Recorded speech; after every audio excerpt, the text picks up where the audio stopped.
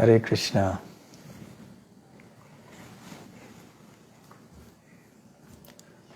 Jaya Radha Madhava Kunja Bihari. Jaya Radha Madhava Kunja Bihari. Jaya Radha Madhava Kunja Bihari. Radha Madhava Kunja Bihari. Jaya Gopijana Vallabha Girivaradhari. Gopijana Vallabha Girivaradhari. Jaya Gopijana Vallabha Girivaradhari. Gopijana Vallabha Girivaradhari. Yashodanandana Brajajana Ranjana. Yashodanandana Brajajana Ranjana. Yashodanandana Brajajana Ranjana. Yashodanandana Brajajana Ranjana. Yamuna Tira Vanachari. Natira Vanachari. Yamuna Tira Vanachari. Natira Vanachari. Jaya Radha Madhava Kunja Bihari.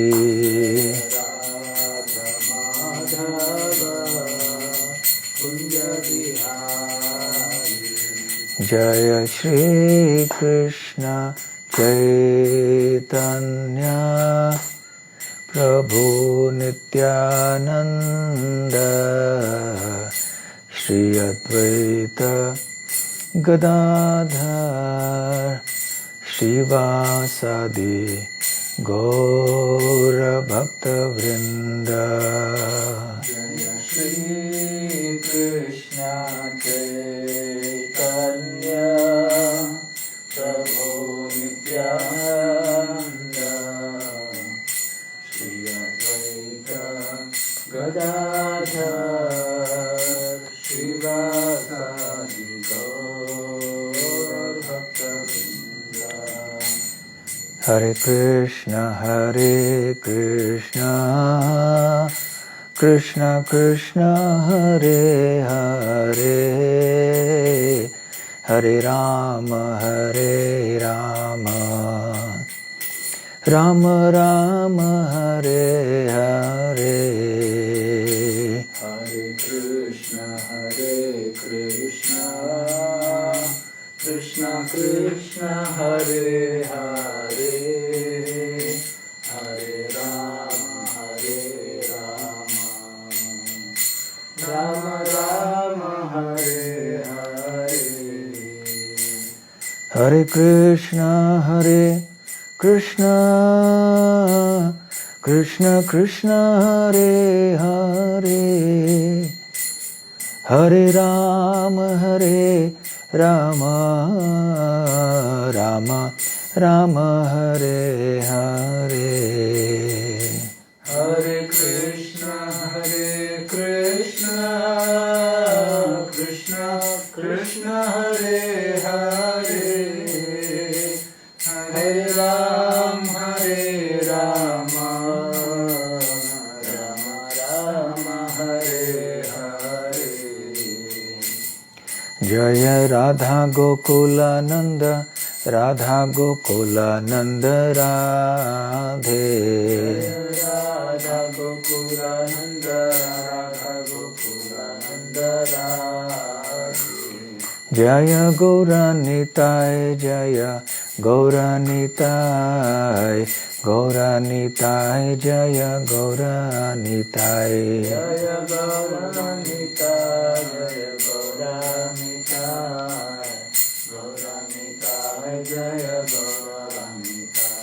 जय जगन्नाथ जय जगन्नाथ बलदेव जय सुभद्रा जगन्नाथ जय जगन्नाथ बलदेव जय सुभद्रा जय जय प्रभुपाद प्रभुपाद प्रभुपाद जय जय प्रभुपाद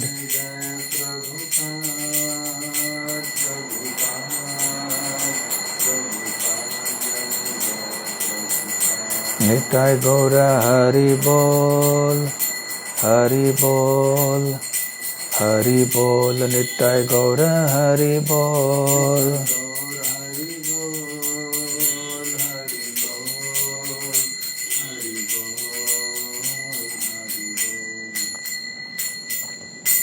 गौर प्रेमानंदे।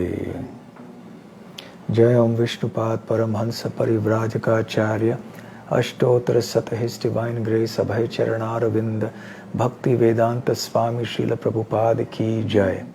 अनंत कोटि वैष्णव वृंद की जय। श्री श्री राधा गोकुलानंद की जय। श्री श्री गौर निताय की जय। श्री श्री जगन्नाथ बलदेव सुभद्रा मई की जय। निताय गौर प्रेमानंदे। समवेत भक्त वृंद की जय। समवेत भक्त वृंद की जय। समवेत भक्त वृंद की जय। श्री श्री गुरु गौरांग की जय। ओम अज्ञानतिमिरान्धस्य ज्ञानाञ्जनशलाकया चक्षुरुन्मीलितं येन तस्मै श्रीगुरवे नमः। श्रीचैतन्यमनोभीष्टं स्थापितं येन भूतले स्वयं रूप कदा मह्यं ददाति स्वपदान्तिकं।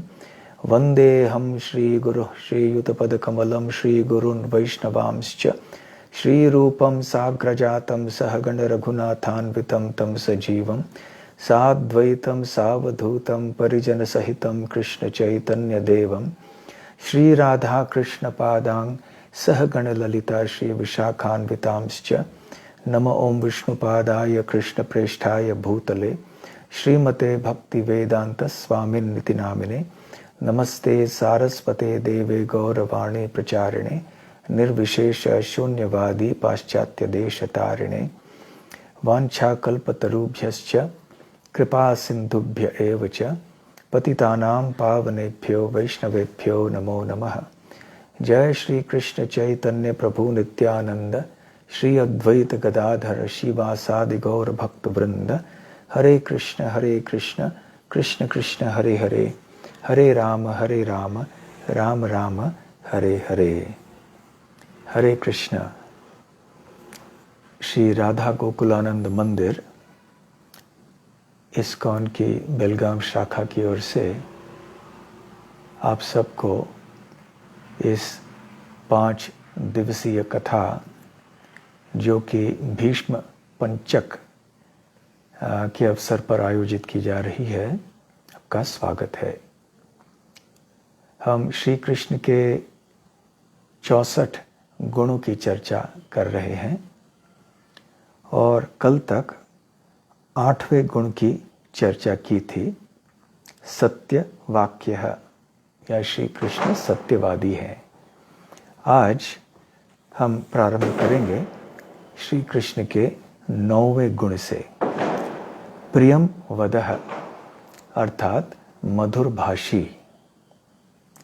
तो रूप गोस्वामी पाद मधुर भाषी या प्रियम वदह की परिभाषा इस प्रकार से करते हैं।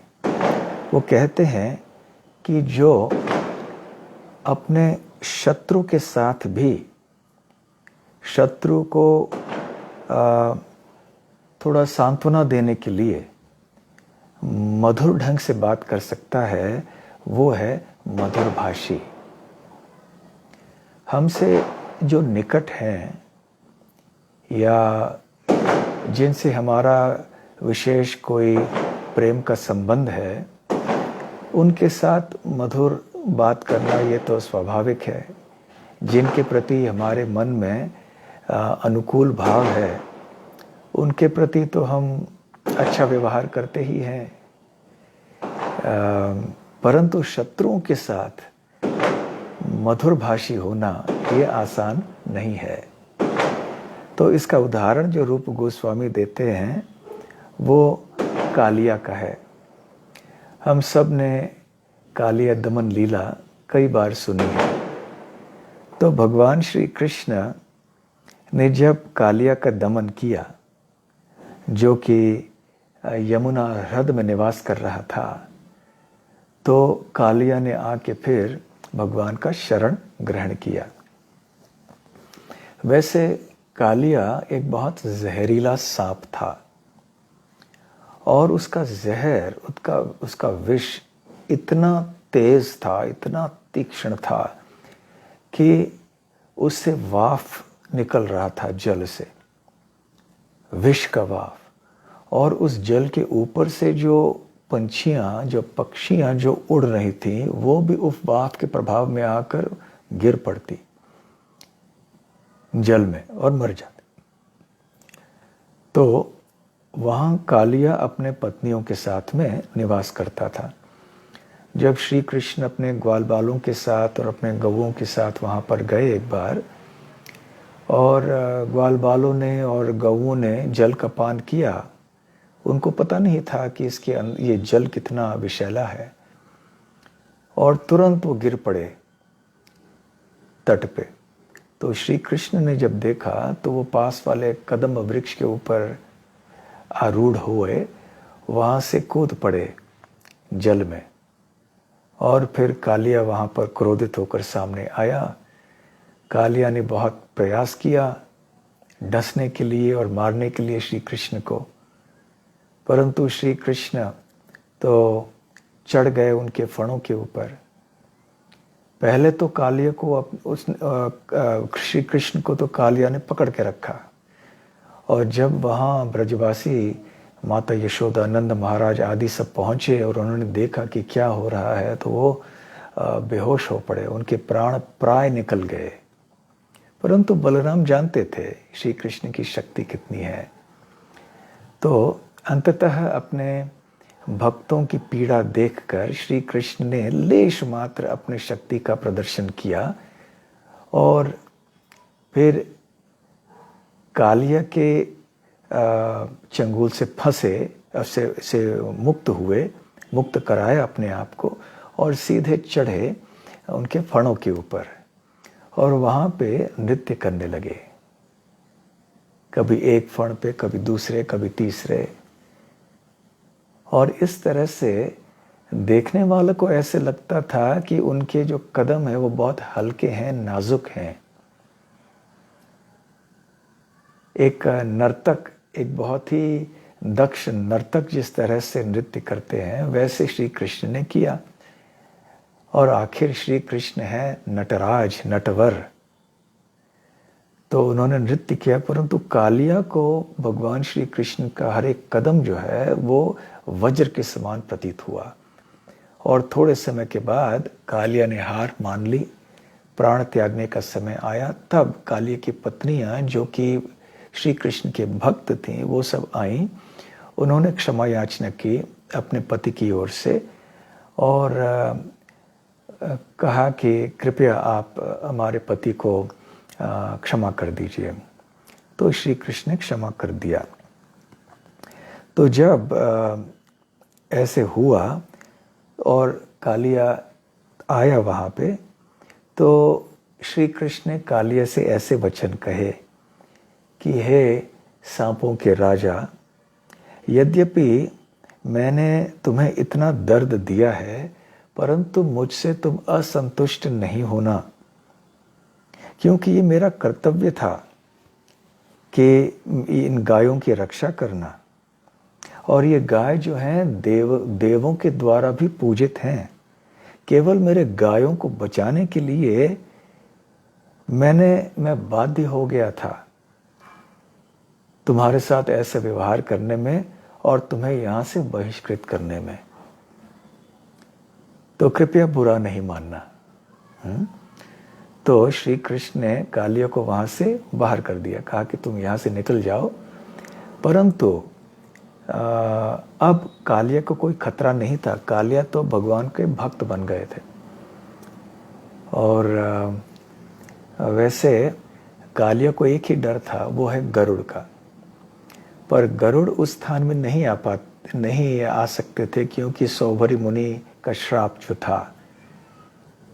तो इसलिए कालिया यहाँ पर आके छुप रहा था जल में, और वो सुरक्षित था इस विचार से कि यहाँ पर अब गरुड़ नहीं आ सकते। तो अब जब श्री कृष्ण ने बाहर भेज दिया कालिया को ब्रज से, तो फिर भी कालिया सुरक्षित था, इसलिए कि अब श्री कृष्ण के चरण चिन्हों से कालिया के सर सुसज्जित हो गए थे। इसलिए जब गरुड़ पास भी आते तो वो देखते कि अरे ये मेरे आराध्य देव श्री कृष्ण के चरण चिन्ह हैं इसके सर के ऊपर, सरों के ऊपर, इसलिए मैं अब ये मेरे लिए सीमा के बाहर है, मेरे लिए ये भी एक आराध्य व्यक्ति बन गया। तो जब ऐसे बाहर भेज दिया श्री कृष्ण ने, तो बड़े मीठे शब्दों का प्रयोग किया उन्होंने।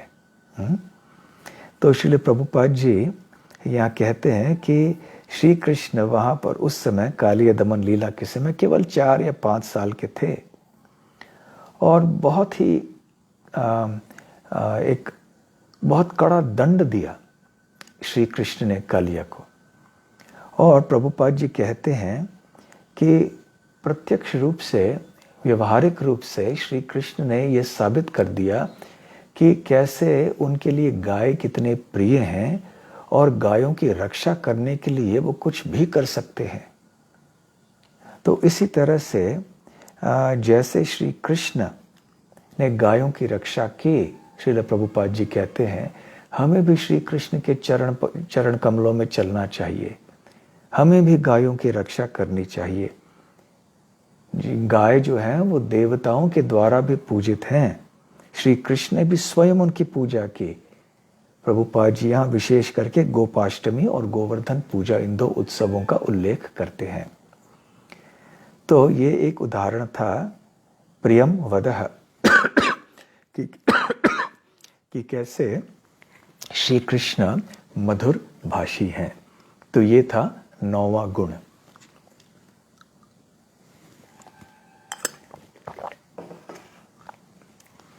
दसवां गुण श्री कृष्ण का है कि श्री कृष्ण वाक्पटु हैं या वावदूक। वाक्पटु का अर्थ होता है कि जो बहुत पूर्ण शब्द कहता है और सद्गुणों से युक्त और बड़े सम्मान पूर्वक। तो ऐसे व्यक्ति को वाक्पटु या वावदूक कहते हैं। तो संस्कृत में वावदूक ऐसे रूप गोस्वामी कहते हैं। तो इसे वाग्मिता भी कहते हैं। तो वाक मतलब हमारी वाणी, हमारे शब्द। तो वाक में कैसे मित होना चाहिए, बहुत ही ये अच्छा है। मिता कैसे होना चाहिए ये। तो यहाँ रूप गोस्वामी श्रीमद् भागवत से एक उदाहरण देते हैं कि जब नंद महाराज के पास वो आए थे, तो श्री कृष्ण ने बहुत मीठी तरह से बात किया। रूप गोस्वामी बताते हैं कि वावदूक 2 प्रकार के होते हैं। एक जो कानों के लिए बहुत अभिराम हो या बहुत मनोरम हो, आँखों को जो हमारे कानों को, क्षमा कीजिए, कानों को बहुत सुख दे, आराम दे, वो इस तरह की जो भाषा है उसका उदाहरण यहाँ दे रहे हैं रूप गोस्वामी कि जब नंद महाराज और अन्य ब्रजवासी इंद्रदेव की पूजा संपन्न करने जा रहे थे, तो श्री कृष्ण उनके सामने आए और बहुत ही मधुर ढंग से वो बात करने लगे। तो एक गोपी जो थी, वरिष्ठ गोपी, पास में खड़ी थी। तो उन्होंने श्री कृष्ण की बातें सुनी और बहुत मोहित हो गईं इन बातों से। और फिर बाद में अपने गोपी सखियों के साथ बात करते हुए कहने लगे कि श्री कृष्ण अपने पिता के साथ इतने मधुर ढंग से बात कर रहा था और इतने कोमलता से कि ऐसे प्रतीत हो रहा था कि मानो वो सबके कानों में अमृत भर रहा है। ऐसे मीठे शब्द सुनने के बाद कौन श्री कृष्ण के प्रति आकर्षित नहीं होगा। तो जब हम किसी चीज को कहना चाहते हैं तो मधुर तरह से कह लेना अच्छा है ना। हाँ, कभी कभी कड़े शब्दों का प्रयोग करना पड़ता है, परंतु ये एक आध बार, कभी दुर्लभ, बहुत ही विरला ही कब कोई एक आपातकालीन स्थिति आ जाती है या कोई आवश्यक पड़ता है कुछ ऐसे करने के लिए, तब ठीक है, और वो भी उचित परिस्थिति में और योग्य व्यक्ति को योग्य ढंग से करना चाहिए। परंतु साधारणतः हमें ये देखना चाहिए कि हमारी भाषा भी इसी तरह से हो। तो श्री कृष्ण ने किस प्रकार से ऐसी बातें कहीं जो कानों के लिए मनोरम थी, सुनने के लिए बहुत अच्छी थी, ये एक उदाहरण है। और वावदूक का दूसरा अर्थ है कि उनके शब्द जो हैं वो बहुत चतुर होते हैं, बहुत बुद्धिमानी से शब्दों का प्रयोग करते हैं, उनमें सारे अच्छे लक्षण या अच्छे गुण होते हैं। तो एक उदाहरण जो रूप गोस्वामी देते हैं वो है उद्धव जी की बात। उद्धव जी कहते हैं कि श्री कृष्ण के जो शब्द हैं वो इतने आकर्षक हैं कि वो अपने विपक्षी के हृदय को भी परिवर्तित कर सकते हैं, और जितने भी प्रश्न और समस्याएं सारी दुनिया में हैं, श्री कृष्ण के वचन उनका हल कर सकते हैं, उनका समाधान निकाल सकते हैं। क्षमा कीजिए।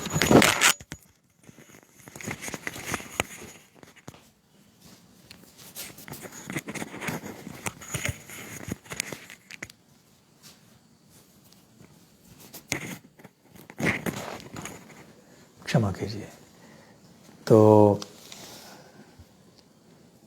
हाँ, तो उद्धव जी कह रहे हैं कि श्री कृष्ण के शब्द ऐसे हैं जो दुनिया की सारी समस्याओं का हल कर सकते हैं, सारे प्रश्नों का उत्तर दे सकते हैं। और यद्यपि श्री कृष्ण बहुत लंबे भाषण नहीं देते हैं और लंबे समय तक बात नहीं करते हैं, परंतु उनके मुखारविंद से एक एक शब्द जो निकलता है वो बहुत ही अर्थपूर्ण है, अर्थ से भरा हुआ है, बहुत गहरे शब्दों का प्रयोग करते हैं, कम शब्द परंतु गहरे शब्द। और ऐसे जो वचन हैं श्री कृष्ण के, वो मेरे हृदय को बहुत भाते हैं। तो हमें जानना चाहिए कि श्री कृष्ण के चरण चिन्हों में हमें भी चलना चाहिए, चलने का प्रयास करना चाहिए। हमारी बातों में हम देखते हैं कि साधारणतः लोगों की आदत है बहुत ज़्यादा बात करना। वैसे भी ऐसे शास्त्रों में कहा गया है कि ज़्यादा बात करने से आयु घटती है। ऐसे महाभारत में विदुर जी कहते हैं। तो इसलिए ज़्यादा बात नहीं करना चाहिए, जितना आवश्यक है उतना ही करना चाहिए। और जब हम बात करते हैं, और हाँ, और एक बात है, भक्ति विनोद ठाकुर भी कहते हैं कि ज़्यादा बात करने से वैर उत्पन्न होता है, क्योंकि वाक हमारी, हम जो वाणी है, नियंत्रण में नहीं है। तो इसलिए जब हम बात करते रहते हैं, आवश्यकता से अधिक बात करते रहते हैं, तो ऐसे कोई शब्द निकल ही जाते हैं मुंह से जिससे कोई दूसरे का हृदय दुख जाता है, उसको बुरा लगता है, उसको दुख पहुंचता है, फिर अब वो हमारा शत्रु बन जाता है। इसलिए हम कम शब्द कहें, अर्थपूर्ण कहें, जैसे उचित है वैसे कहें, जैसे उपयुक्त शब्दों का प्रयोग करें। बहुत ज़्यादा बात करना, ये अक्सर हम ये उदाहरण देते हैं कि एक बार कई साल पहले हम एक रेलगाड़ी में सफ़र कर रहे थे, तो हमारे सामने दो महिलाएं थीं। वो इतना बात कर रही थी, इतनी बातें। एक बार उन्होंने शुरू कर दी बातें तो घंटों तक लगातार वो उनकी बातें ख़त्म नहीं हुई। मुझे आश्चर्य हुआ कि इनकी शक्ति कितनी है कि बोले जा रहे हैं। हम लोग 1-2 घंटे का प्रवचन देते हैं, फिर थोड़ा थक जाते हैं। ये आधे घंटे का कीर्तन करते हैं तो थोड़ा थक जाते हैं, थोड़े गले को आराम देना चाहते हैं। ये महिला तो बस बोली जा रही थी। और ऐसा नहीं कि कुछ महत्वपूर्ण बातें थी जिससे कोई हित हो किसी का, बस उनके आपस के पारिवारिक जो भी समस्याएं थीं और पारिवारिक राजनीति की चर्चाएं बस चल रही थीं बस। तो इस तरह से हमारा मूल्यवान मनुष्य जीवन हम व्यर्थ गंवाते हैं। समय बहुत मूल्यवान है मनुष्य जीवन में, इसलिए इसका सदुपयोग करने का प्रयास करना चाहिए।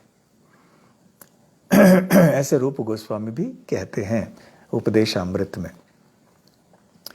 तो परमित अक्षर, रूप गोस्वामी कहते हैं परमित अक्षर, इसका मतलब है, उद्धव जी कहते हैं परमित अक्षर मतलब एक भी शब्द ऐसा नहीं होना चाहिए जो व्यर्थ है, जिसकी आवश्यकता न हो, और बातों को दोहराना नहीं चाहिए। एक बात हम बात कह देते हैं, फिर बार बार उसी चीज को दोहराते रहने से सुनने वाला भी ऊब जाता है। ये अक्सर लोग करते हैं, हम सबके अनुभव में है। जब हम कोई बात बताने जा रहे हैं किसी को, तो उसी बात को अलग अलग तरह से दोहराते जाते हैं लोग। तो कभी कभी कहना पड़ता है कि हाँ, आपने ये बात कह दी है, अभी बस दूसरी कोई बात कहिए। तो श्री कृष्ण ऐसे संक्षिप्त रूप में बात करते थे और विविधार्थमय बातें उनकी थी, विविध अर्थमय। उनके शब्दों के जो शब्द अर्थपूर्ण थे, इसका मतलब केवल एक अर्थ नहीं था उनके शब्दों का, हर एक शब्द के नाना अर्थ निकल आते थे। जो बुद्धिमान व्यक्ति है वो समझ लेता था कि श्री कृष्ण कितनी गहरी बातें कर रहे हैं। तो चाहे श्री कृष्ण मीठी तरह से बात कर रहे हों, बड़े स्पष्ट कोमल उच्चारण के साथ, या भले वो विविध अर्थपूर्ण बातें कर रहे हों और किसी भी एक शब्द को व्यर्थ ना बोल रहे हों, तो ये वाक्पटु हैं श्री कृष्ण। वावदूकः। तो जब हम बहुत ज़्यादा शब्दों से उसी चीज़ को व्यक्त करने का प्रयास करते हैं, तो हमारे शब्दों का मूल्य घट जाता है। तो चैतन्य चरितामृत में आदि लीला में कृष्णदास कविराज गोस्वामी वाक्मिता या वाक्पटुता की परिभाषा देते हैं। मितम च सारम ही वाग्मिता इति। मितम मतलब संक्षिप्त, और सारम मतलब आवश्यक। तो वाक्मिता या वाक्पटुता क्या होता है? जब हमारी वाणी संक्षिप्त रूप में हम बोलते हैं और जितना आवश्यक है उतना ही बोलते हैं। ऐसे कविराज गोस्वामी चैतन्य चरितामृत में वाक्मिता या वाक्पटुता की परिभाषा देते हैं। तो ऐसे श्री कृष्ण के गुण हैं।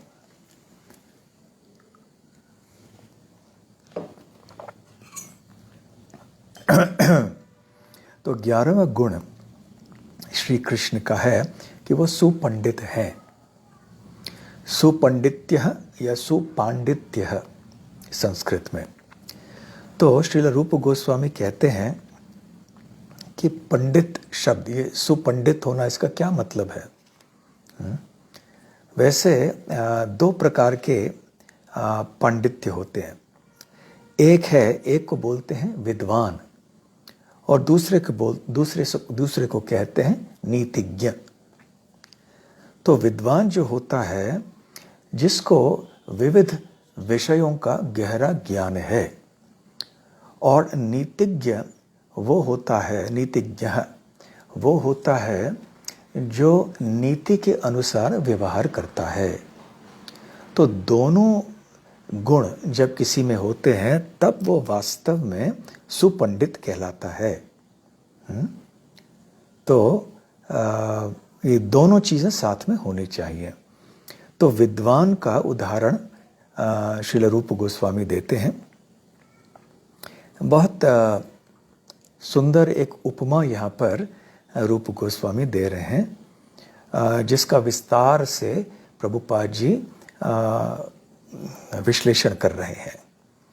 तो वैसे श्रील रूप गोस्वामी ने श्री कृष्ण की तुलना एक समुद्र से की है, ज्ञान की तुलना जल से की है जो कि उस समुद्र में है। ब्रह्मा जी की तुलना बादल से की है,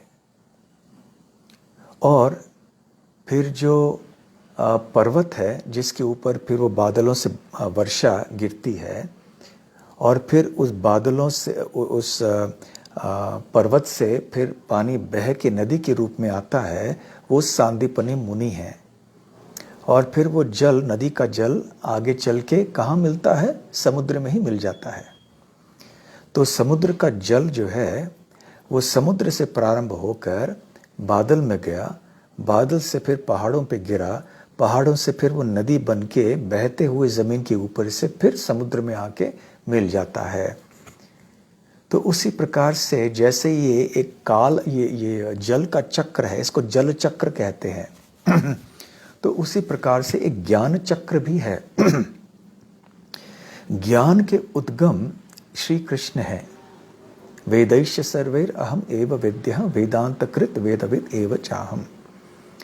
तो श्री कृष्ण से ज्ञान उत्पन्न होता है जिसको वेद कहते हैं।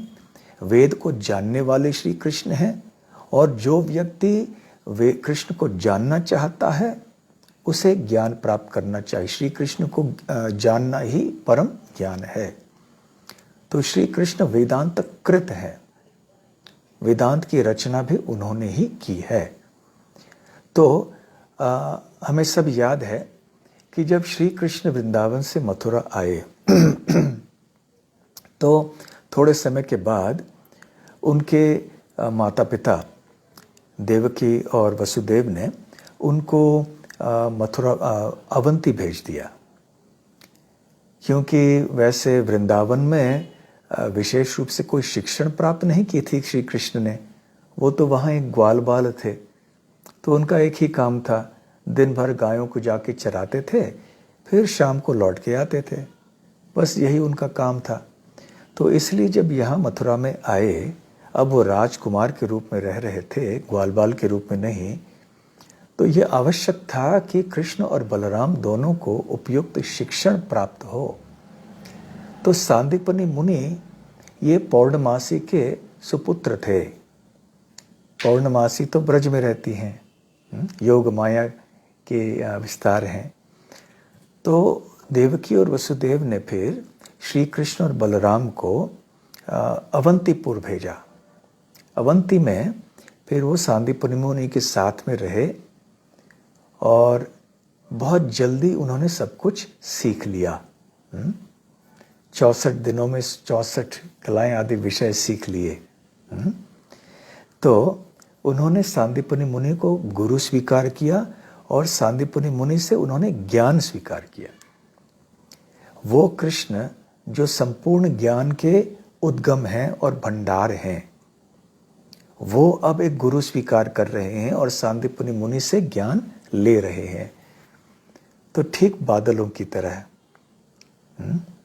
बरसात, जो ब्रह्मा जी हैं, ब्रह्मा जी से वेद उत्पन्न होते हैं। जैसे नारायण के श्वास से उत्पन्न होते हैं, फिर ब्रह्मा जी के साथ होते हैं। ब्रह्मा जी इस वेद शिक्षा को ग्रहण करते हैं भगवान नारायण से, और फिर यहाँ विविध परंपराएं प्रारंभ करते हैं। फिर अपने अनेक पुत्रों को, जो कि आगे चल के प्रजापति और बड़े बड़े ऋषि मुनि बनते हैं, उनको वो वेदों का ज्ञान देते हैं। वेदों का विभाजन करते हैं, अलग अलग अपने पुत्र को अलग अलग विषयों की शिक्षा देते हैं, और ये ज्ञान, ये वेदों की परंपरा प्रारंभ होती है। तो ब्रह्मा जी को ज्ञान कौन देता है? भगवान नारायण या स्वयं श्री कृष्ण। तो जिस प्रकार से कृष्ण रूपी समुद्र से जल का वाष्पीकरण होकर बादलों में परिवर्तित होता है, ठीक उस प्रकार से श्री कृष्ण से ज्ञान ब्रह्मा जी को जाता है। अब ब्रह्मा जी के पास ये वेदों का ज्ञान है, अर्थात बादलों में जल है। तो अभी ये जल को, बादल जो है उपयुक्त समय पर इस जल को छोड़ेंगे, तब जाके वर्षा होगी पृथ्वी के ऊपर। तो ये 4 वेदों का ज्ञान परंपरागत ब्रह्मा जी देते हैं, और गुरु शिष्य परंपरा में ये ज्ञान चलती आई है अनादिकाल से। और फिर वो पहाड़ के ऊपर वर्षा जब होती है, इसका मतलब है कि परंपरा से आते हुए सांदीपनि मुनि के पास आया ये ज्ञान। तो सांदीपनि मुनि ने ये ज्ञान स्वीकार किया। अब फिर सांदीपनि मुनि रूपी पहाड़ से वो नदी, वो पानी नदी के रूप में बहती चली, जमीन के ऊपर से चलती हुई फिर समुद्र में मिल गई। अर्थात वही ज्ञान जो सबसे पहले श्री कृष्ण से ही उत्पन्न हुआ था, अब सांदीपनि मुनि उस ज्ञान को स्वीकार करके श्री कृष्ण को ही दे रहे हैं। तो इस बात को यहाँ पर रूप गोस्वामी कहना चाह रहे हैं कि वास्तव में प्रभुपाद जी स्पष्टीकरण करते हैं यहाँ पर कि वास्तव में ऐसे कोई योग्य नहीं है जो श्री कृष्ण को सिखा सके कुछ, या कुछ उपदेश दे सके। परंतु जिस प्रकार, ठीक उसी प्रकार से कि जैसे सागर किसी अन्य स्थान से जल को स्वीकार नहीं करता है, सागर के पास अपना ही जल है और अपना ही जल चक्र के बाद लौट के आ जाता है। तो यद्यपि श्री कृष्ण को कोई आवश्यकता नहीं थी किसी से ज्ञान स्वीकार करने के लिए, फिर भी उन्होंने ज्ञान स्वीकार कर लिया। जब नदियां अपना जल समुद्र में ले जाती है तो हमें ऐसा नहीं सोचना चाहिए कि ये नदियों का जल है, वास्तव में ये समुद्र का ही जल है, जो ऐसे जल चक्र से घूमकर फिर यहाँ पे समुद्र में ही आ रहा है। ठीक उसी तरह से जो भी ज्ञान श्री कृष्ण प्राप्त कर रहे थे अपने गुरुजनों से, वो सब उसी तरह से उन तक पुनः पहुंच रहा था। तो बहुत सुंदर उपमा यहाँ पर दी हुई है।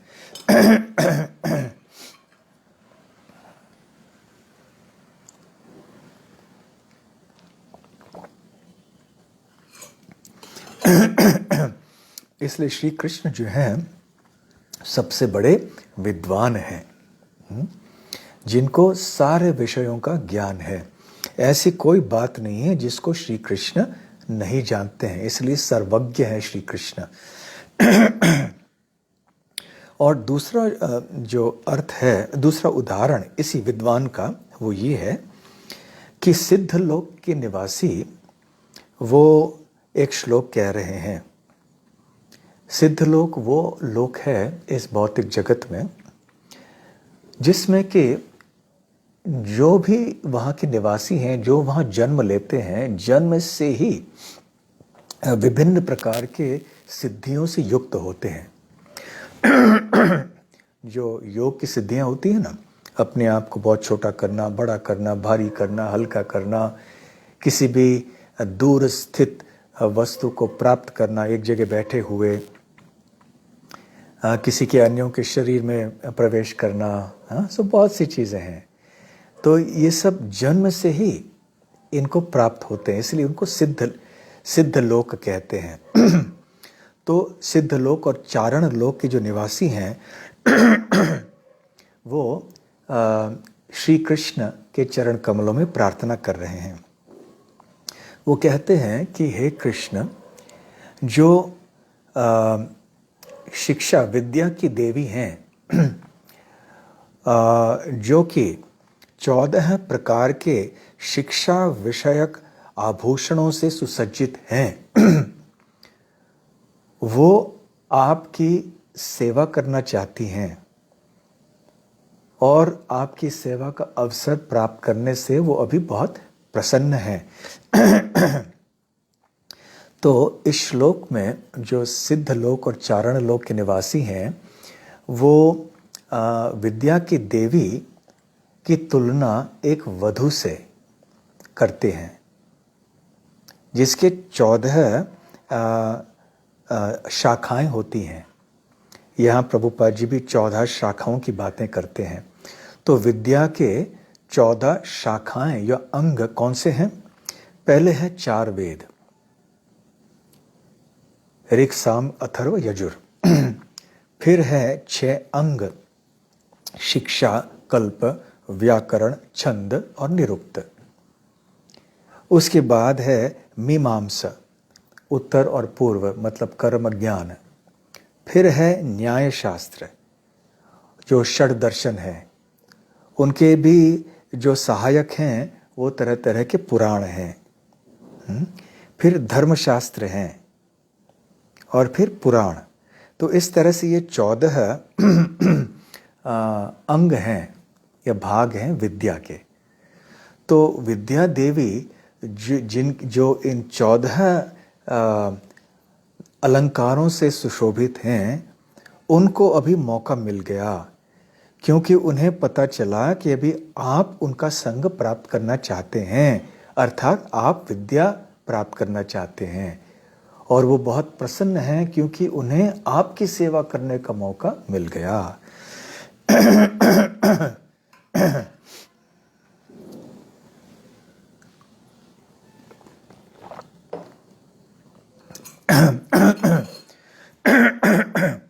वैसे किसी व्यक्ति को यदि विद्वान बनना है तो बहुत परिश्रम करना पड़ता है, बहुत तपस्या करनी पड़ती है, बहुत पढ़ाई करनी पड़ती है, घंटों तक बैठ के पढ़ना पड़ता है। कई बातें समझ में आती हैं, कई बातें नहीं समझ में आती हैं। जो बातें समझ में आई उनको याद रखना पड़ता है, जो बातें समझ में नहीं आई उनको समझना पड़ता है किसी न किसी तरह से। तो और फिर कितने विषय होते हैं जानने के लिए, तो बहुत समय लगता है, बहुत कष्ट लेना पड़ता है। और इसलिए विद्या की देवी आसानी से किसी व्यक्ति की सेवा में नहीं लगते हैं। जब विद्या देवी देखती हैं, सरस्वती देवी देखती हैं कि ये बहुत ही बेचारे ये विद्यार्थी प्रयत्न कर रहे हैं, तपस्या कर रहे हैं, और यदि उसके भाग्य में हुआ तो तब जाकर विद्या देवी उस व्यक्ति का संग करेंगी, अर्थात उसको ज्ञान का आशीर्वाद प्रदान करेंगी। विद्या का आशीर्वाद। इसलिए सरस्वती वंदना ये पाठशालाओं में गाया जाता है। आजकल तो ये सब प्रथा आजकल बंद हो गई, आजकल नहीं होते हैं। मुझे याद है बचपन में कई ऐसे विद्यालय हुआ करते थे जिनमें ये सरस्वती वंदना सुनाई पड़ता था। तो आजकल ये धर्मनिरपेक्षता के नाम पर ये सब बंद कर दिया गया है, परंतु सरस्वती देवी की कृपा प्राप्त करना बहुत आवश्यक है। तो पाठशालाओं में लोगों को ये सिखाना चाहिए। अंततः सरस्वती देवी ये तो श्रीमती राधा रानी की सेविका हैं, श्री कृष्ण की सेविका हैं। तो श्री राधा कृष्ण और विशेष रूप से श्री सरस्वती देवी विद्या की देवी हैं, उनका गुणगान करना चाहिए, उनके आशीर्वाद के लिए प्रार्थना करनी चाहिए। तो श्रील प्रभुपाद जी यहाँ कहते हैं कि वास्तव में श्री कृष्ण जो परम सत्य हैं, उनको शिक्षा प्राप्त करने की कोई आवश्यकता नहीं है, फिर भी वो विद्या देवी को एक अवसर प्रदान करते हैं उनकी सेवा करने के लिए। श्री कृष्ण तो आत्मनिर्भर हैं, किसी अन्य व्यक्ति की सेवा की आवश्यकता उनको नहीं है, यद्यपि उनके बहुत सारे भक्त हैं। केवल क्योंकि श्री कृष्ण बहुत कृपालु हैं, इसलिए वो सबको अवसर देते हैं अपनी सेवा करने के लिए। मानो कि उनको आवश्यकता है इस सेवा की। तो इस प्रकार से श्री कृष्ण कैसे सबसे बड़े विद्वान हैं, सारे विषयों को परिपूर्णता से वो जानते हैं, इसका विस्तार से यहाँ पर श्री रूप गोस्वामी और श्री प्रभुपाद ने बतलाया है।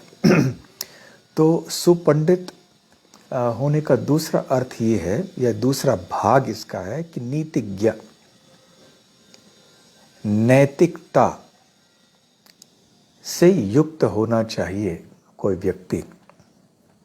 तो यहाँ पर श्रीमद् भागवतम के श्लोक में, भागवतम में बताया गया है, ऐसा रूप गोस्वामी कहते हैं, जब श्री कृष्ण वृंदावन में थे तो जो चोर डकैतों को, दुष्टों को वो मूर्तिमान मृत्यु के समान थे, प्रतीत हो रहे थे, और जो पुण्यवान थे उनको आनंद के समान प्रतीत हो रहे थे, और जो गोपियां थीं, तरुणी गोपियां, उनके लिए तो एक सुंदर कामदेव के समान थे, और जो गरीब थे उनके लिए श्री कृष्ण एक दानी के रूप में प्रकट हुए।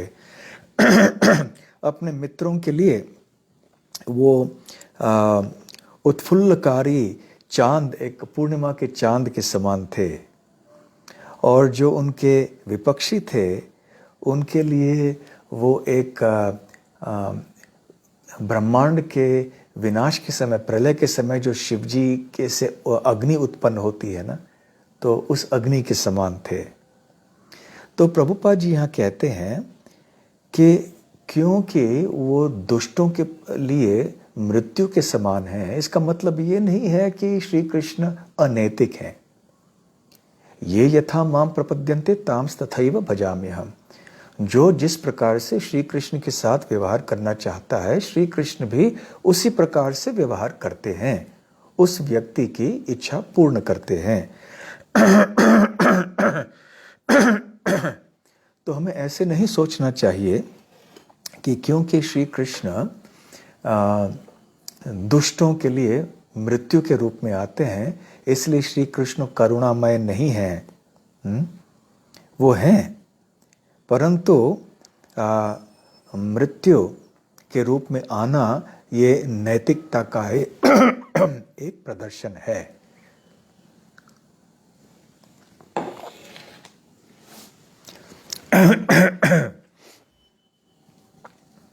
इस प्रकार से श्रील प्रभुपाद जी कहते हैं कि श्री कृष्ण के लिए अनैतिक शब्द का प्रयोग हो ही नहीं सकता। जो भी कुछ श्री कृष्ण करते हैं, कहते हैं, वो नैतिक ही होता है। भले साधारण दृष्टि से ऐसे प्रतीत हो कि कोई कार्य उनका नैतिक हो, कोई अनैतिक हो। जैसे जो अल्पज्ञ हैं, जो श्री कृष्ण को नहीं जानते हैं और भक्ति के तौर तरीकों से भली भांति परिचित नहीं हैं, वो लोग अक्सर श्री कृष्ण की निंदा करते हैं और बिना वजह कोई वाद खड़ा कर देते हैं। और श्री कृष्ण के लीलाओं में से ऐसे कोई कार्य जो उनको समझ में नहीं आती हैं, उनको लेकर श्री कृष्ण की टीका करते हैं। जैसे श्री कृष्ण ने युधिष्ठिर महाराज को झूठ बोलने के लिए क्यों कह दिया, या श्री कृष्ण ने अन्यों के पत्नियों के साथ नृत्य क्यों किया, रासलीला उन्होंने क्यों की, श्री कृष्ण युद्ध भूमि छोड़कर क्यों भाग के चले गए, वो डरपोक थे, रणछोड़ थे। तो इस तरह से वो अनैतिकता का आरोप श्री कृष्ण पर लगाते हैं, क्योंकि वो नहीं समझते हैं कि श्री कृष्ण का स्थान क्या है। श्री कृष्ण वास्तव में परम सत्य हैं। परम अवस्था में कोई द्वंद्व नहीं होते हैं। नैतिक और अनैतिक ये जो द्वंद्व हैं, ये भौतिक स्तर पे होते हैं, आध्यात्मिक स्तर पे नहीं। तो इसलिए श्री कृष्ण के ऊपर ऐसे आरोप लगाना द्वंद्वों की दुनिया का आरोप या अनुभव श्री कृष्ण के ऊपर लगाना, थोप देना, ये अज्ञान का लक्षण है। इसलिए हमें जानना चाहिए कि श्री कृष्ण न केवल सबसे बड़े विद्वान हैं, परंतु सबसे बड़े नैतिकतावादी व्यक्ति भी हैं वो। तो इस तरह से श्री कृष्ण वास्तव में सुपांडित्य या सुपंडित हैं। तो श्री कृष्ण का 12वां गुण है अत्यधिक बुद्धिमान होना। श्री कृष्ण जैसे कोई बुद्धिमान नहीं है। अब जब हम साधारण वार्तालाप में बुद्धिमान शब्द का प्रयोग करते हैं तो इसका अर्थ क्या है, इसका अंदाज हम सबको है। हम जानते हैं कि ये देखो कितना बड़ा बुद्धिमान व्यक्ति है, तो हम समझ लेते हैं कि इसका अर्थ क्या है, परंतु स्पष्टता से जानना आवश्यक है। तो रूप गोस्वामी जब भी कोई बात करते हैं तो स्पष्टता से करते हैं। आध्यात्मिक ज्ञान की एक विशेषता है हर चीज का स्पष्ट विवरण होता है। तो बुद्धिमान शब्द, हर शब्द की परिभाषा होती है, जैसे कि एक विज्ञान में होना चाहिए। किसी विज्ञान में भी देखिए, विज्ञान पढ़ने जाएंगे, गणित हो, विज्ञान हो, है ना, हर चीज में शब्दों की परिभाषा सही होनी चाहिए।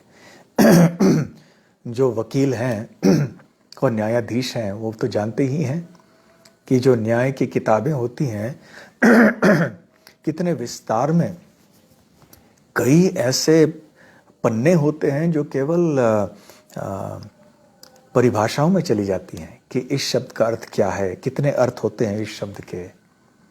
तो उसी तरह से यहाँ पर भी बुद्धिमान इस शब्द के 2 अर्थ रूप गोस्वामी बताते हैं। एक है मेधावी, जो बहुत सारा ज्ञान ग्रहण कर सकता है और ग्रहण करके अपने मन में रख सकता है। तो समझना, किसी ज्ञान को, किसी बात को जल्दी से पकड़ लेना और पकड़ लेने के बाद उसको याद रखना। दूसरे शब्दों में मेधावी शब्द का अर्थ है तीक्ष्ण स्मरण शक्ति। और दूसरा जो अर्थ बुद्धिमान का है वो है सूक्ष्मधीहि, अर्थात उनकी बुद्धि बहुत सूक्ष्म है।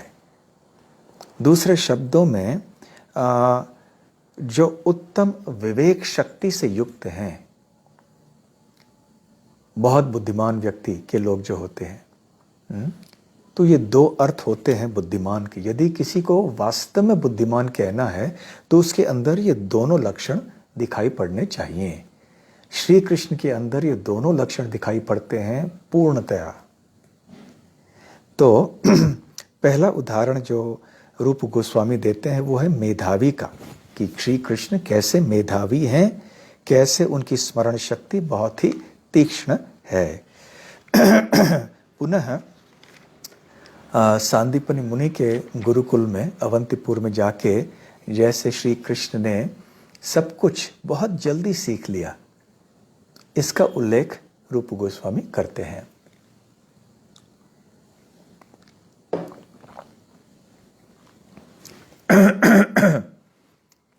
इतनी तीक्ष्ण उनकी स्मरण शक्ति थी, ऐसे रूप गोस्वामी कहते हैं कि जब उनके गुरु कोई बात एक बार भी कहते थे तुरंत उसको समझ लेते थे, पकड़ लेते थे, ग्रहण कर लेते थे और उसको याद रख सकते थे।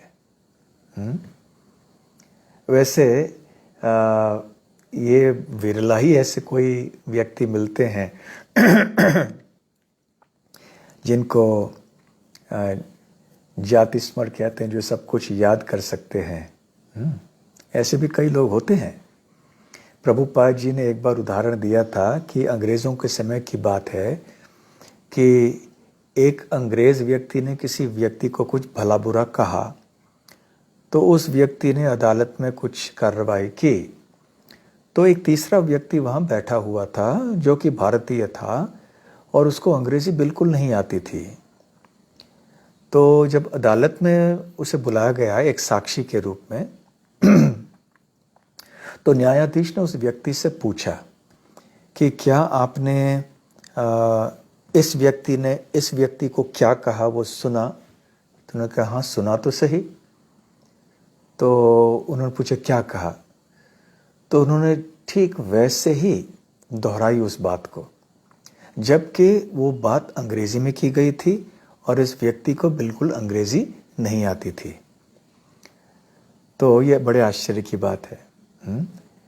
तो विरला ऐसे कोई लोग आज भी मिलते हैं जिनकी जो स्मृति शक्ति होती है वो एक कैमरा के समान होती है। जैसे हम चित्र लेते हैं ना चित्र यंत्र से, तो चित्र में सब कुछ बैठ जाता है, तो एक बार देखते हैं सब याद कर सकते हैं। तो कलयुग में स्मृति शक्ति भी कम होती जाती है।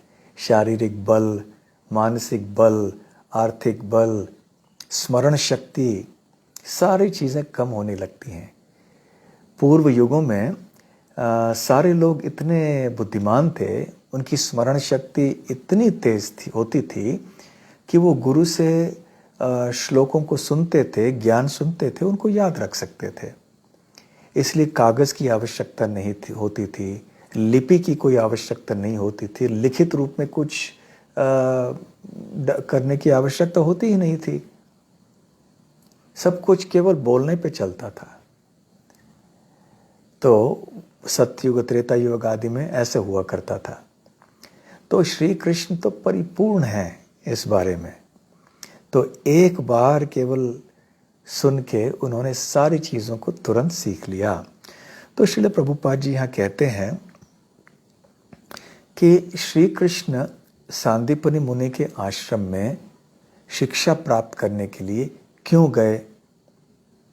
तो कहते हैं इसका उत्तर ये है कि वो एक उदाहरण सारे दुनिया के सामने रखना चाहते थे कि चाहे हम कितने भी बुद्धिमान क्यों ना हों, हम कितने भी बड़े व्यक्ति, धनी व्यक्ति क्यों ना हो, हम जितने भी तथाकथित भौतिक गुणों से संपन्न क्यों ना हो, हमें एक ऐसे श्रेष्ठ व्यक्ति के पास जाना चाहिए ज्ञान स्वीकार करने के लिए। विशेष रूप से आध्यात्मिक ज्ञान स्वीकार करने के लिए सद्गुरु का शरण तो ग्रहण करना अनिवार्य है। तो ये एक उदाहरण प्रस्तुत करना चाहते थे श्री कृष्ण। इसलिए भगवान जब अपने विभिन्न अवतारों में प्रकट होते हैं भौतिक जगत में, तो वो स्वयं गुरु स्वीकार करते हैं। श्री रामचंद्र ने गुरु स्वीकार की, श्री कृष्ण ने की। तो ये है मेधावी का उदाहरण। और फिर सूक्ष्मधि ही, जो एक बहुत तेज विवेक शक्ति, इसका उदाहरण वो दे रहे हैं रूप गोस्वामी। और बात यहाँ चल रही है काल यवन की। तो काल यवन, ये काल नाम का एक यवन था और बड़ा दुष्ट था और वर्णाश्रम धर्म के बाहर था। और ऐसे व्यक्ति के, वो इतना ऐसे दुष्ट व्यक्ति जो होते हैं उनके पास में भी नहीं जाना चाहिए। तो एक क्षत्रिय को भी ऐसे व्यक्ति का वध नहीं करना चाहिए, दूर से ही रहना चाहिए, उसका स्पर्श नहीं करना चाहिए। तो जब 18वें बार जरासंध भी आक्रमण कर रहा था, तो उस समय काल यवन नाम का असुर भी वहाँ पर आ गया। तो काल यवन को देखकर श्री कृष्ण ने सोचा कि ये तो यवन है, अब मेरे हाथों से, मेरे कर कमलों से इसकी हत्या करना ये उचित नहीं है, परंतु हत्या तो आवश्यक है। तो फिर क्या किया जाए, उपाय क्या है? फिर उन्होंने सोचा कि ठीक है, मैं इसे ले जाऊंगा, मैं युद्ध भूमि छोड़कर जाऊंगा और मैं वहां उस स्थान में जाऊंगा जहां पर राजा मुचुकुंद गहरी नींद सो रहे हैं एक गुफे के अंदर। राजा मुचुकुंद एक बहुत प्राचीन काल के राजा थे, बहुत शूरवीर थे, बहुत धर्मपरायण थे। तो एक बार जब देवताओं के ऊपर आक्रमण किया असुरों ने, तो देवों को ऐसे शूरवीर राजाओं की आवश्यकता थी। तो उन्होंने बुलाया राजा मुचकुंद को। तो राजा मुचकुंद गए वहाँ पर। तो उन्होंने युद्ध किया देवों के पक्ष में, और इतनी वीरता से युद्ध किया कि उन्होंने असुरों को परास्त कर दिया, हरा दिया। और काफी थक गए थे, और दिन रात ऐसे अनेक दिनों तक न कुछ खाए, न पिए, न सोए।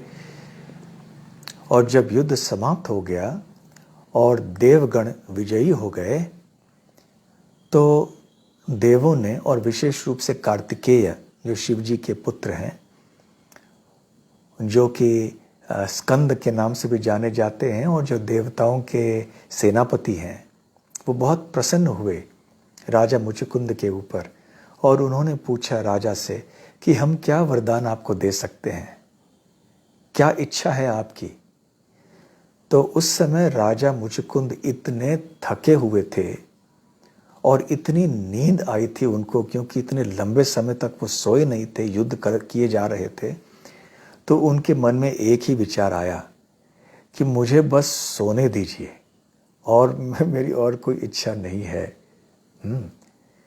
जब किसी चीज़ की बहुत ज़्यादा आवश्यकता होती है ना हमें, तो हम किसी दूसरी चीज़ के बारे में सोच ही नहीं सकते हैं, और कोई विचार आता भी है तो हम उस विचार को टाल देते हैं। तो उसी तरह से राजा मुचकुंद ने भी अन्य कोई चीज़ मांगने के लिए विचार भी नहीं किया। मुझे नींद आ रही है, तो उन्होंने कहा कि मुझे सोने दीजिए, ऐसी गहरी नींद मुझे दीजिए कि बस मैं सोता रहूं काफ़ी लंबे समय तक, और मेरी नींद को कोई तोड़े नहीं।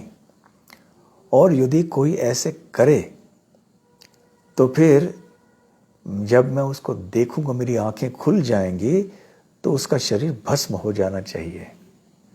तो बड़ा विचित्र सा एक वरदान था। परंतु जब व्यक्ति बहुत ज़्यादा भूखा होता है, बहुत ज़्यादा प्यासा होता है, बहुत ज़्यादा थक गया होता है, तो कभी कभी वो ऐसे विचित्र कार्य भी कर देता है, ऐसे विचित्र चीज़ें भी पूछ लेता है। ऐसे राजा परीक्षित के साथ भी हुआ ना। जब वन में जा रहे थे तो इतने भूख से ग्रस्त थे, प्यास से ग्रस्त थे, थके हुए थे। और जब शमीक ऋषि के आश्रम में आए, शमीक ऋषि ध्यान में बैठे हुए थे, तो उन्हें पता नहीं चला कि राजा परीक्षित आए हैं उनके आश्रम में, तो उचित रूप से स्वागत नहीं कर पाए। राजा परीक्षित को अपमान का अनुभव हुआ इसमें। और इतने थक जाने के कारण, इतने प्यासे और भूखे होने के कारण उन्होंने क्या किया, उनके हृदय में क्रोध आ गया। उन्होंने अपने धनुष से एक मरे हुए सांप को उठाया ज़मीन से और उस ऋषि के गले में डाल दिया।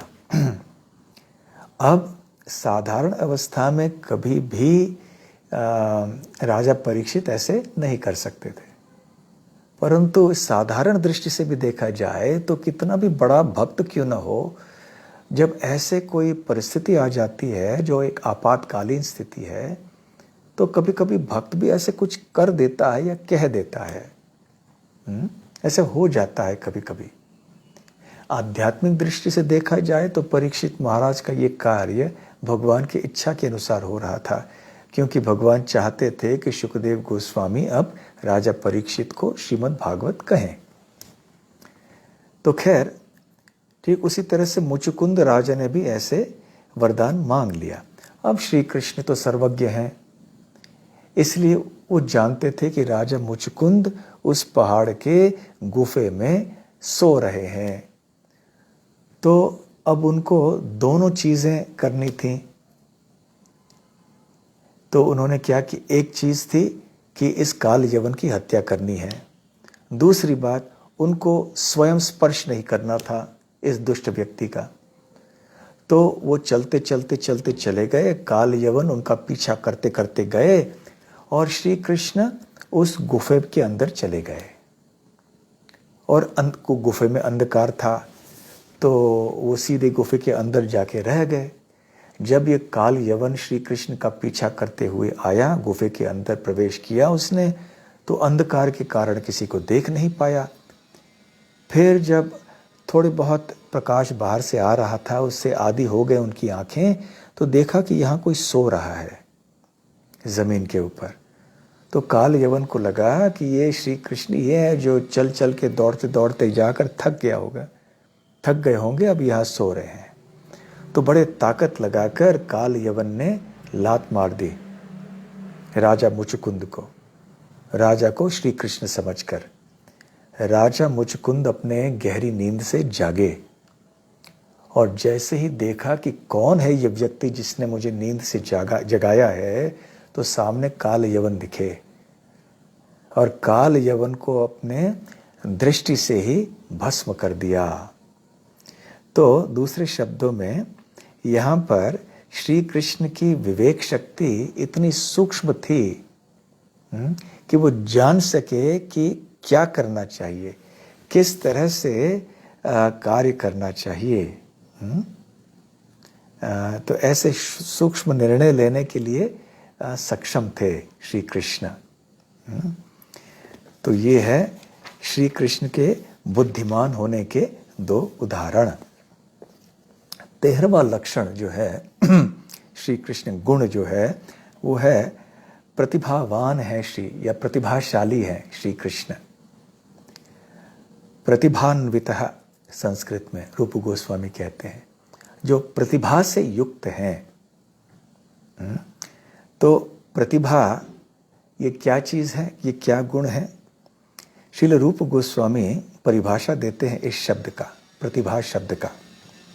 वो कहते हैं कि विरोधी बात का खंडन करने के लिए नए नए बातों से, नए नए तर्कों से ऐसे जो कर सकता है वो प्रतिभाशाली व्यक्ति है।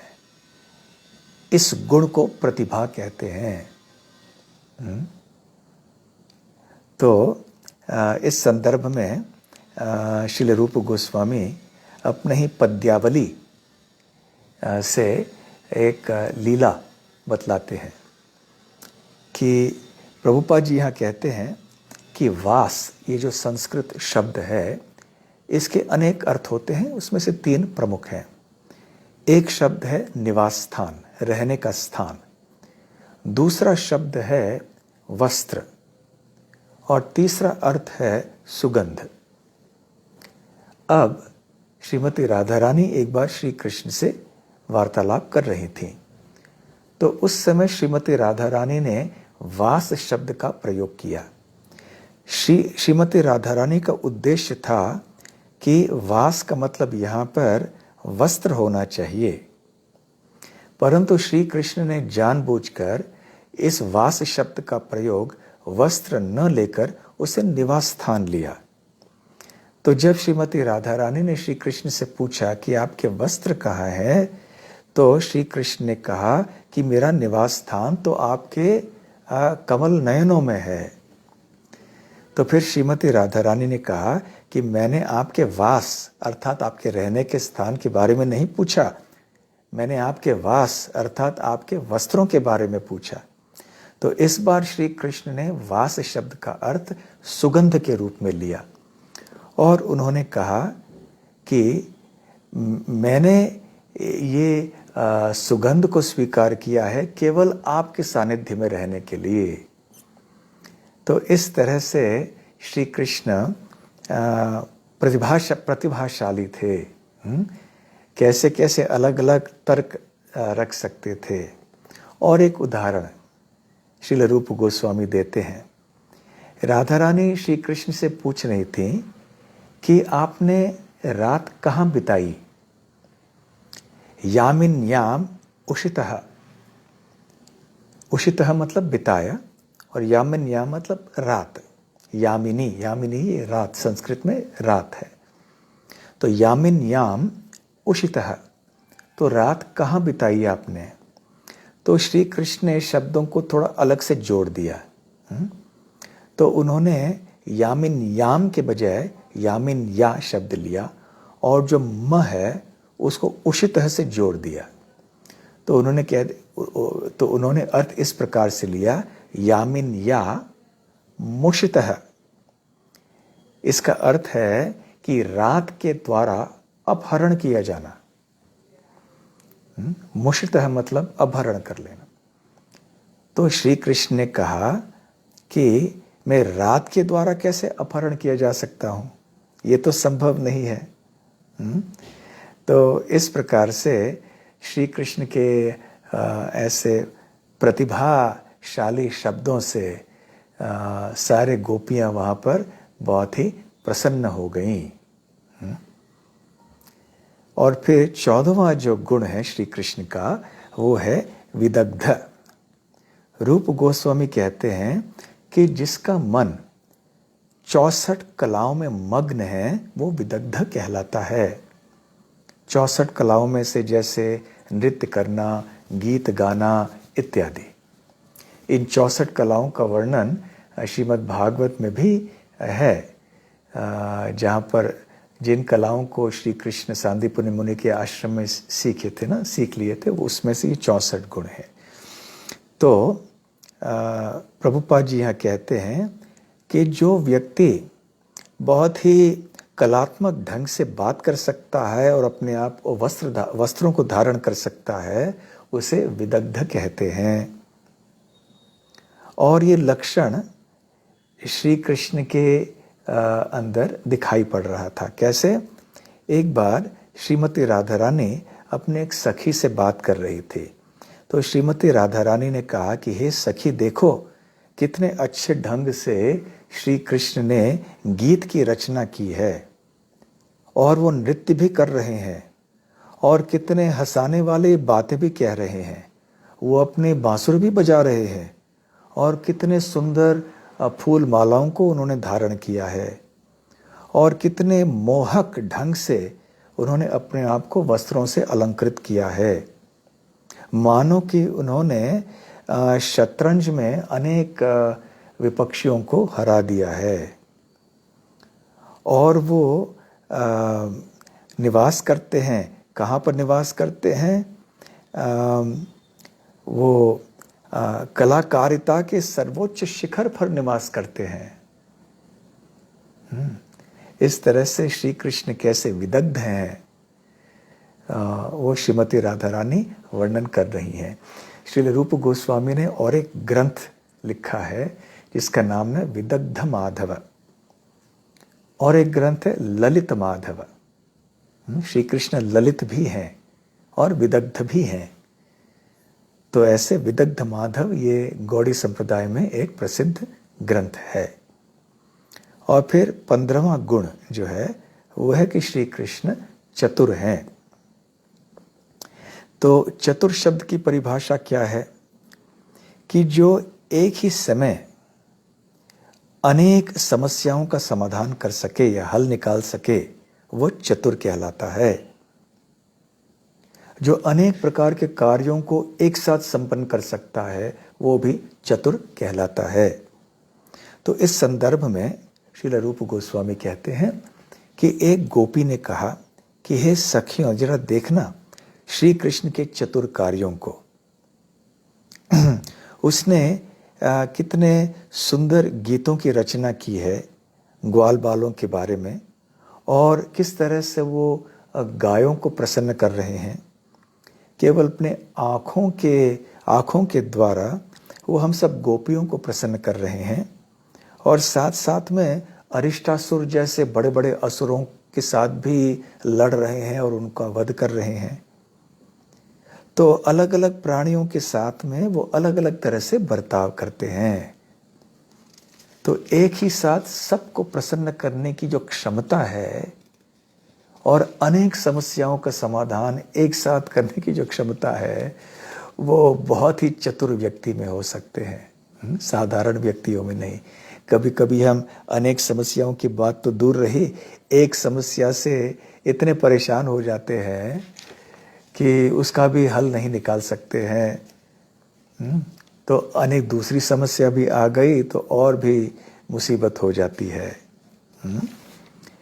तो अंत में एक ये 16वां गुण देखेंगे जो है दक्षः। तो दक्ष की परिभाषा यहाँ पर प्रभुपाद जी करते हैं कि जो व्यक्ति एक बहुत ही कठिन कार्य को बड़े जल्दी और आसानी से संपन्न कर लेता है, उसको दक्ष कहते हैं। और इस संदर्भ में श्रीमद् भागवत के दशम स्कंध के एक श्लोक को उदाहरण के रूप में प्रस्तुत किया हुआ है। पहला उदाहरण ये है कि शुकदेव गोस्वामी महाराज परीक्षित से कहते हैं कि हे कुरुश्रेष्ठ, श्री कृष्ण जब युद्ध कर रहे थे तो उनके जो प्रतिद्वंद्वी थे, उनके जो विपक्षी थे, वो तरह तरह के तीर छोड़ रहे थे, परंतु श्री कृष्ण बड़े आसानी से उन विपक्षियों के तीरों को काटे जा रहे थे। प्रभुपाद जी समझाते हैं कि पूर्व युगों में जब युद्ध होता था तो धनुष, बाण इत्यादि ये सब इस्तेमाल किया जाता था और तरह तरह के बाण होते थे। जब हम तीर और धनुष की बात करते हैं तो हम अभी छोटे बच्चे भी खेलते हैं ना, तीर धनुष से, मैं राम हूँ तुम रावण हो, और तीर छोड़ते हैं। तो हमें याद रखना चाहिए कि श्री कृष्ण के समय, श्री राम के समय ये धनुर्विद्या जो थी इतनी उन्नत थी कि ये केवल ऐसे छोटे छोटे तीर मारने वालों की बात नहीं थी। ये कभी कभी ऐसे तीर हुआ करते थे जिसके द्वारा आसमान से मूसलधार वर्षा होने लगती थी। तो सामने वाले को चाहिए, जो प्रतिद्वंद्वी था, जो विपक्षी है, फिर वो क्या करता, वो एक ऐसी तीर छोड़ता जिससे कि वो बादल तुरंत, जो पानी जो है तुरंत बादल में परिवर्तित हो जाता। तो इस तरह से कोई अग्नि का तीर छोड़ देता तो कोई जल का तीर छोड़ देता ताकि अग्नि का शमन हो जाए। तो इस तरह से युद्ध हुआ करता था। ऐसे नहीं कि छोटे छोटे लकड़ी के तीर ले लें और छोड़ें। हाँ, तो इससे ये साबित होता है, प्रभुपाद जी कहते हैं कि श्री कृष्ण अपने शत्रुओं के तीरों का प्रतिकार करने में बहुत ही दक्ष थे, उनको काटने में बहुत दक्ष थे। दक्षता का दूसरा उदाहरण जो यहाँ प्रभुपाद जी दे रहे हैं वो रासलीला के संबंध में है। जब श्री कृष्ण रासलीला कर रहे थे तो प्रत्येक गोपी की इच्छा थी कि श्री कृष्ण मेरे पास में ही रहे। ये साधारण व्यक्ति के लिए तो संभव नहीं है। जो बड़े बड़े योगी होते हैं वो भी अधिक से अधिक 8 या 9 रूपों में अपने शरीर को विस्तृत कर सकते हैं, परंतु श्री कृष्ण ने जब अपने आप को विस्तार किया तो इतने रूपों में किया जितनी वहां गोपियां थीं, और हर एक रूप बिल्कुल श्री कृष्ण ही थे, और हर एक श्री कृष्ण का रूप जो है वो भिन्न भिन्न कार्य कर रहे थे। और इस तरह से श्री कृष्ण इतने दक्ष थे कि उन्होंने हर गोपी की इच्छा पूरी कर ली, और हर एक गोपी के पास में वो थे नृत्य रासलीला के समय। तो किसी भी गोपी को ऐसा नहीं लगा कि श्री कृष्ण मेरे पास नहीं है, किसी अन्य गोपी के पास है। तो इस प्रकार से सभी को संतुष्ट करने की क्षमता और दक्षता केवल श्री कृष्ण में है। यहाँ पर भौतिक जगत में हम सबको अनुभव है कि हम सबको प्रसन्न नहीं कर सकते। एक को प्रसन्न कर भी लिया बड़े मुश्किल से तो कोई दूसरे नाराज हो जाते हैं, दूसरे को प्रसन्न करने गए तो कोई तीसरे नाराज हो जाते हैं। इस तरह से संसार में वो दक्षता हमें नहीं है कि हम सबको एक साथ प्रसन्न कर लें और कई आवश्यकताओं को एक साथ ही पूर्ण कर लें एक कार्य से, परंतु श्री कृष्ण में ये दक्षता है परिपूर्णता में। इस प्रकार से ये 16वां गुण श्री कृष्ण का है, दक्षता। अब 8:30 बज गए तो यहीं पर कथा को विराम देते हैं। वैसे अभी तक 16 ही गुण हुए, तो क्या करें, अभी देखें जितने गुणों की चर्चा हो पाएंगे उतने हम करेंगे। तो ठीक है, अभी हम कीर्तन करेंगे थोड़ी देर के लिए। नमो ओम विष्णुपादाय कृष्ण प्रेष्ठाय भूतले श्रीमते भक्ति वेदांत स्वामिन निति नामिने नमस्ते सारस्वते देवे गौरवाणी प्रचारिणे निर्विशेष शून्यवादी पाश्चात्य देश तारिणे। जय श्री कृष्ण चैतन्य प्रभु नित्यानंद श्री अद्वैत गदाधर शिवासादि गौर भक्त वृंद। हरे कृष्ण कृष्ण कृष्ण हरे हरे, हरे Ram Ram Ram Hare Hare.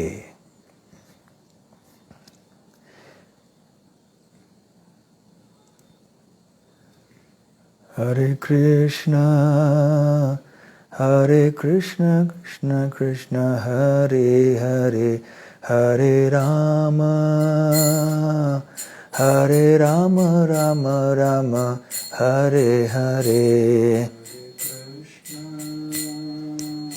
Hare Krishna, Krishna Krishna, Hare Hare, Hare Rama, Rama Rama, Hare Hare.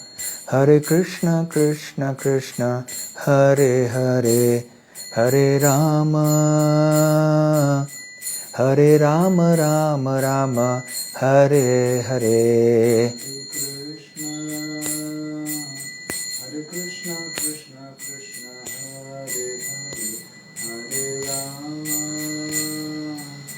Hare Rama, Rama Rama, Hare Hare. Hare Krishna, Krishna Krishna, Hare Hare, Hare Rama, Rama Rama, Hare Hare. Hare Krishna, Krishna Krishna, Hare Hare, Hare Rama, Rama Rama, Hare Hare. Hare Krishna, Krishna Krishna, Hare Hare, Hare Rama, Rama Rama, Hare Hare. Hare Krishna, Krishna Krishna, Hare Hare, Hare Rama, Rama Rama, Hare Hare. Hare Krishna, Krishna Krishna, Hare Hare, Hare Rama, Rama Rama, Hare Hare. Hare Krishna, Krishna Krishna, Hare Hare, Hare Rama, Rama Rama, Hare Hare. Hare Krishna, Krishna Krishna, Hare Hare, Hare Rama, Rama Hare Hare. Hare Krishna, Krishna Krishna, Hare Hare, Hare Rama, Rama Rama, Hare Hare.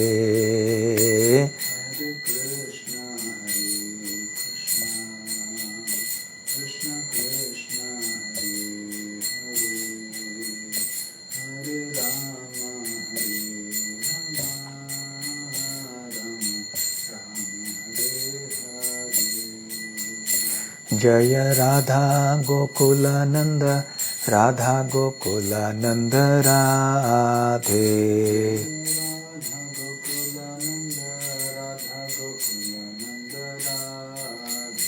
Jaya Gaura Nitai, Gaura Nitai, Gaura Nitai, Jaya Gaura Nitai.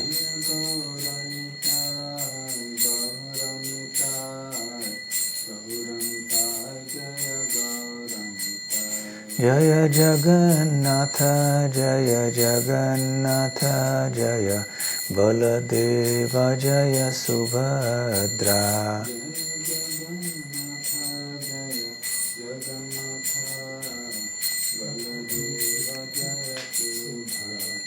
जय जय प्रभुपाद प्रभुपाद प्रभुपाद जय जय प्रभुपाद जय जय प्रभुपाद प्रभुपाद प्रभुपाद प्रभुपाद निताय गौर हरि बोल हरि बोल हरि बोल निताय गौर हरि बोल गौर हरि बोल हरि बोल हरि बोल हरि बोल। गौर प्रेमानंदे श्रील प्रभुपाद की जय। श्री वृंदावन धाम की जय। ग्रंथराज श्रीमद् भागवतम की जय। श्री कार्तिक मास की जय। श्री भीष्म पंचक की जय। श्रील प्रभुपाद की जय। हरे कृष्णा।